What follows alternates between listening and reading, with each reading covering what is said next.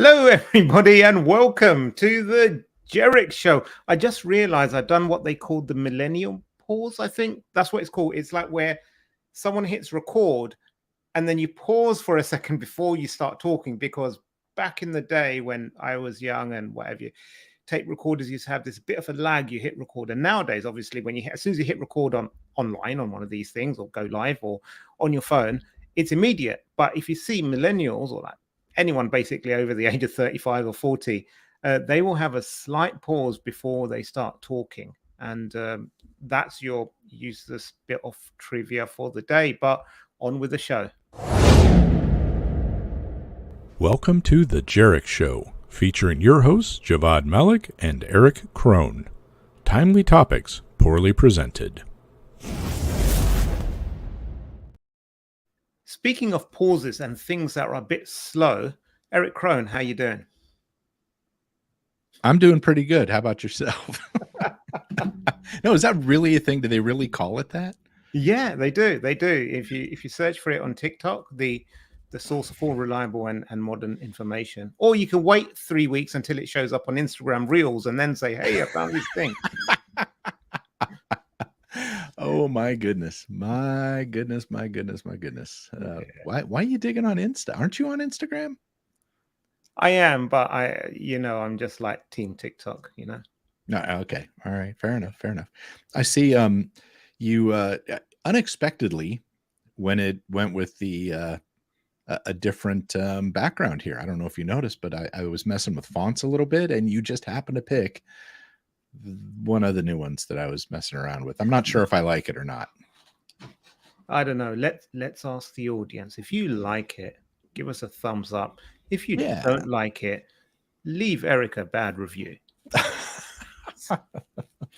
Oh, goodness, man. Goodness. So anyway, yeah, it's been an interesting week for sure. And one of the things that we want to talk about here is not the pleasant one, but that is the passing of the legend and the icon, Kevin Mitnick. That's right. Yeah. So Kevin Mitnick, unless I think you've been living on Mars under a rock in a cave with fingers in both ears, you won't know who he is. But I think for me, like entering the industry, reading about his exploits, it was kind of like my first foray into like, wow, this can be a cool job, as opposed to just a job. This can be something that's cool. And so I followed his career for his exploits and everything for a long time, read all of his books. And I was chuffed when I joined KnowBe4 and I could say, oh, he's a colleague. Yep. And you can thank me for that because I recruited you, but that's okay. Okay, I'll give you that. I'll let it slide. I think it's a great shame, but I think if you look at social media, you can see a great, massive outpouring of love and support. He touched so many lives. Many people in the industry are better are better professionals, or they learn a lot more from him. He was a bit polarized. I think when you reach that level of infamy, you're not going to please all the people all the time. Yeah, exactly. But you can really see he was a genuine person, and people have been like, sharing their interactions and everything with him. And, at the end of the day, we're all going to go at some point, and you hope that you can leave a positive impact on some people before you go. I think that's what it comes down to. You don't take your money with you. You don't take your houses or your cars or your damn good looks. But but what you leave is like how many people you touch positively and how many people will feel that gap. Yeah, and he truly left a legacy behind. I mean, there are so many people who have joined this industry and been a part of this industry in all or part because they've run across him, whether it be from the books or other things like that, or even people that have been inspired by him have brought people in. And I think it's really interesting. You're right. He's been kind of polarizing here and there. And I know some people, when somebody gets to that level of fame, somebody, I don't know, somebody says something to him at a conference, hey, how's it going? And they're so overwhelmed by everything, they don't turn around, stop everything and say, how's it going back? And all of a sudden, they're too stuck up or something. I mean, that kind of stuff happens, right? And it's ridiculous because I think we both spent some time with Kevin, like, after some of the conferences. I remember after RSA one year, we spent hours after dinner just sitting around, listening to the stories, talking. Him and Kimberly, his wife, who's just honestly one of the kindest people, I mean, I've ever met. I think she's fantastic. And my heart just totally goes out to Kimberly. But, he's always been so nice to everybody I've seen, everybody that's actually talked to him and met him and spent any time with him, I think are absolutely, it's a little overwhelming just how kind he is, especially with his status. And I think a lot of people just assume one thing, or somebody says something and other people want to jump on, right? There's always that, well, I'm cooler than them, so I'm not going to be impressed sort of thing. But there are truly only a limited number of people in this world that really, I think, leave a legacy kind of, exactly. Yeah. Swamp. That leave a legacy behind like this. And you see it in this outpouring. You absolutely do right now. We see so many people remembering things they did. And, I've been there at a number of the book signings in the booth, right? Stuffing his little, his business card into the book and handing them to him to sign to people. And man, the line is literally hundreds of people long. And yet he took the time with everybody to, take a picture if they wanted or do whatever. He was never like rushed to get out of there, or, I mean, he was a great person. And I will say he even autographed that knee scooter that I was on right through 3 Achilles surgeries. I still have that knee scooter here at the office at KnowBe4. A number of people have used that over the years in their various injuries. And, here I have the world's only Kevin Mitnick autographed knee scooter. And I still remember, hopping over to him with that knee scooter at the office. I'm like, hey, you want to sign this? He was just like, oh man, you kidding me? And he did, we got a good chuckle out of it. So these kinds of memories and these kinds of things are just, it's really heartwarming to remember somebody like that. It's just unfortunate that that not more memories will be made. Yeah, indeed. Very well said. So, rest in peace, Kevin. And let's move on with the show, because the show must go on. Yeah. I'm sure he would approve. So, from one legend to a whole bunch of other legends that are the Ukrainian cyber police, who, I don't know, it's been over a year. They're being bombed by Russia. They're in the middle of the war, and they still have time to take down massive bot farms. And they seized 150,000 SIM cards. How do they do it? Now, these are related, though, Javvad, because these 150,000 SIM cards, I mean, let's let that sink in for a minute. Yeah. That's a lot of SIM cards. And they were being used in devices to spread misinformation and propaganda and all of that from Russia, against Ukraine in the war. So there was a tie-in there. There is a reason for them doing that. But the sheer magnitude of this, 150,000 SIM cards being used in a bot farm like this. And it's something that we don't often see the numbers around this. And we all kind of know, there's this misinformation stuff going on. But this really kind of puts a bit of a reference to the magnitude of what's going on with this stuff. What do you think? Look at these pictures. The bot farm they found, like there's all these devices here. There's all these boxes and boxes of SIM cards on the screen. For those in the podcast, like we can provide an audio description for. It's a box of SIM cards, a lot of SIM cards, and a lot of devices plugged into these neat little trays that are apparently charging while they go and do bad things. I don't know. I don't know whether they're charging, whether that's where the SIM cards all Oh, slot there they in. are. Yeah. Yeah, Well, I was you can looking at the one above. That almost looks like devices plugged hold on. in. Let this is a Is that a video? Oh my. there's a video by the.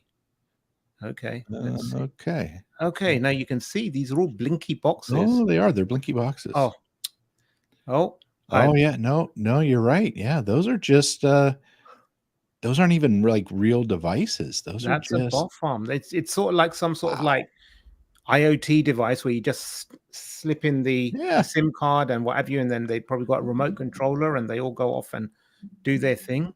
That's crazy, man. Yeah. It's really crazy. You know, we've talked before in some of the things that we've discussed, like the amount of mobile devices that are in use in other countries. Yeah. And we see that because a lot of other countries don't have the infrastructure like we do for fiber and for, you know, regular cable internet. They use mobile so much. So it's almost mind boggling. You got to wonder if around there, the cell providers are like, holy crap, there's a lot of people on these towers for no reason whatsoever. Like there have to be signs that something's off. I guess that's how they would find them, huh? Probably, yeah.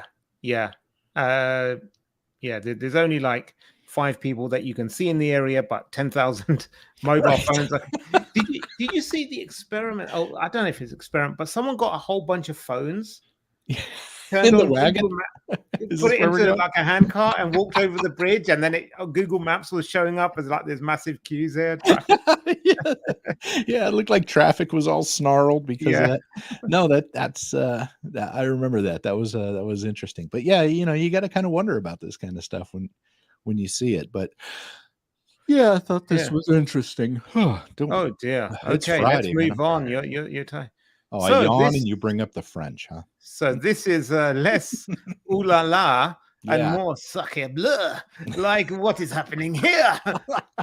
So I think the French have got, the governments have got tired of waving their white flags at external threats. And so they think the people we can probably beat are our own citizens.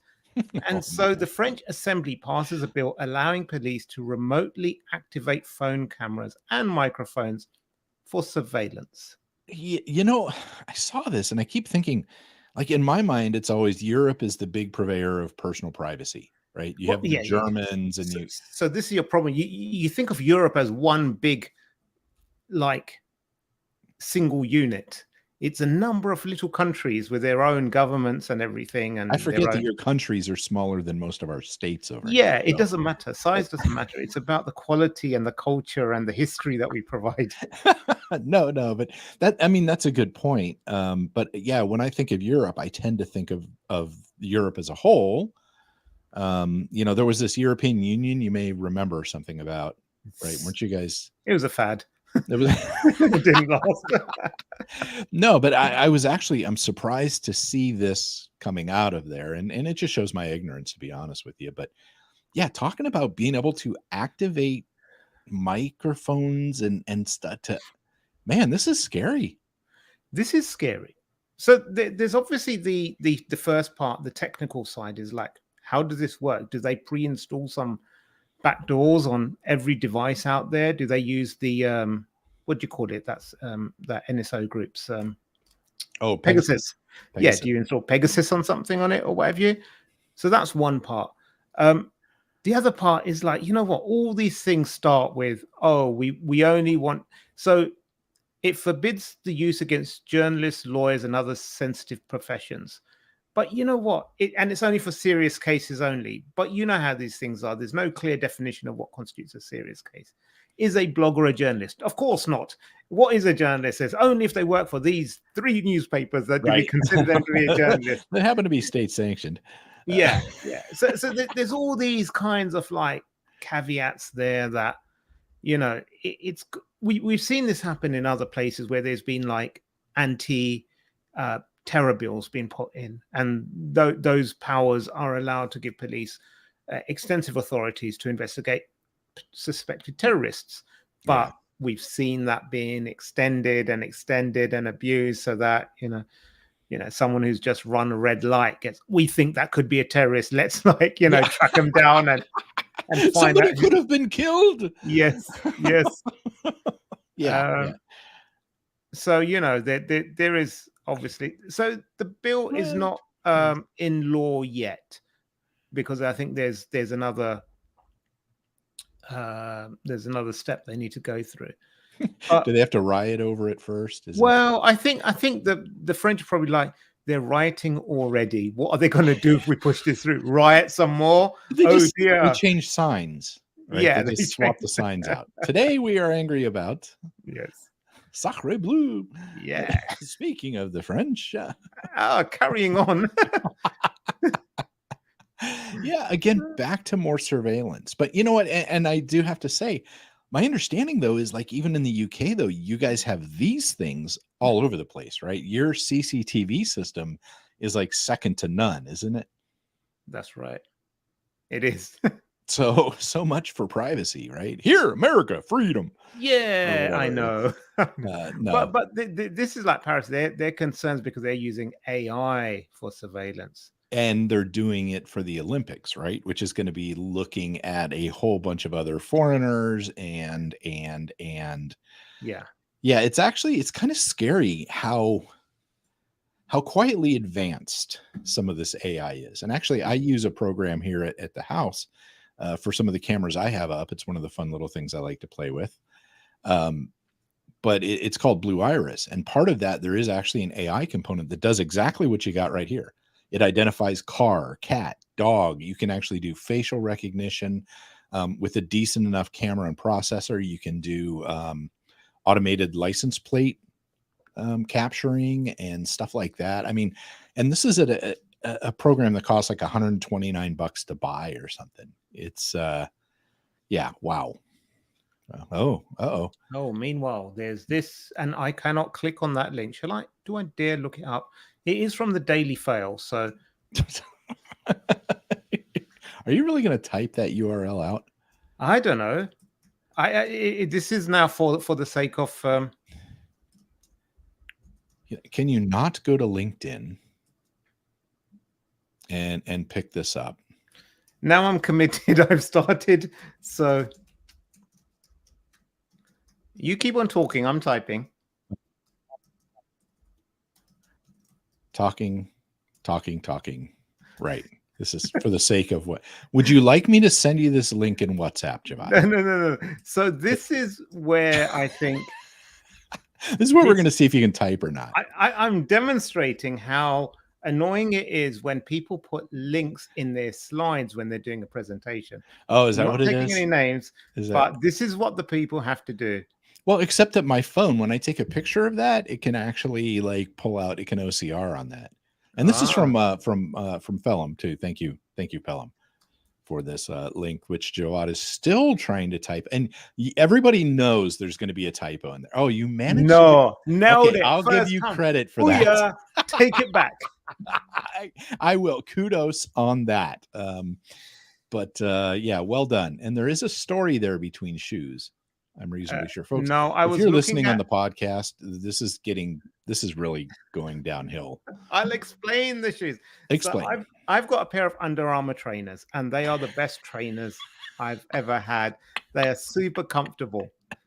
The only problem is that when I got them, the only color that was available was this orange, which I'm cool with because I don't care. But nearly everyone I know, so nearly anyone who loves me and cares about how I look in public, they told me how ugly they are. So I've been looking online for another pair that are in a more decent color. That's the story there. Anyway, Japan did deploy behavior detection technology to criminals before they commit crime. Yeah. And this is again where AI is being used. And it's just so scary because, you can't really pattern match. And I remember years ago, I think Cory Doctorow wrote a piece about how some AI flagged someone who was wearing a leather jacket in July on the train or on the underground. And because of that, AI flagged that they're suspicious because no one should be wearing a leather jacket at this time. And they were actually picked up, arrested, and held for like 48 hours and interrogated and what have you. And the person was innocent. They just was wearing, a fashionable jacket. But on the flip side, Yeah. if you've seen Hot Fuzz, had they stopped the old man in the big heavy jacket and asked some questions, they'd have known. I'm not going to give it away, but Going back even further, if you watch the first Beverly Hills Cop, and when they're in a bar and like two guys walking in a jacket in the summer and they're hiding, well, okay, I won't give it away, but right. Eddie Murphy, Beverly Hills Cop. But I'd like to take a moment actually to reflect on, we understand the shoes.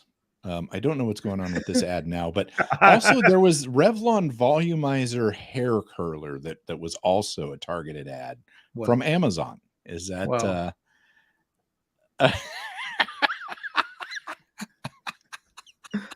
Do you not see the volume in my hair? Is that what you every morning I get up and I'm like taking selfies? You're just trying to avoid this, pal. It's coming though. Yours is coming the other way around though. That's all right. Oh man. Nothing to see. Nothing to see. So wow, we are really, really, I don't know where we are today. Oh dear, this is like, we don't drink, but if we did like turn up drunk, I'm sure we'd be more coherent than we are today. Yeah, today is definitely, this has been a week, man. It really has been a week. So this is nice to be here, and yeah, always enjoy this. So this was interesting. Yeah, because this is fallout from that hack. It was a data breach, and they were like, oh, that's right, in order to get your security logs, you would have had to pay for this extra feature, which made some people rather unhappy that Microsoft was like, no, that's an additional fee. So very interesting how this is kind of shaping up. Now, this was your story, so I'm going to let you talk a little bit more about it, though. Oh, I just put it in there. I didn't read the story actually, but I just saw the headline and I thought this is good. And you're familiar with what happened that kind of led to this, though, yes, right? Yes. So I think this is the thing. So Microsoft has come under a bit of criticism about how they've put some of their best security controls in their top tiers. Yeah. And people are like, really, should that really be such a paid thing? Mm-hmm. And this is something, and I've referenced him a few times over the months, but at Black Hat Europe last year, Daniel Cuthbert, he done the keynote, and he spoke about this, how there is a barrier to security for most people.